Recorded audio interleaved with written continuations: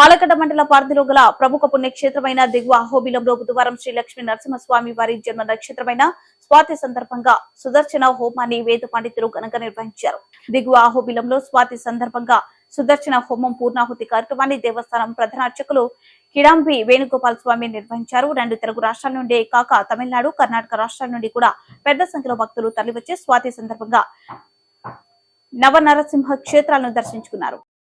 Swami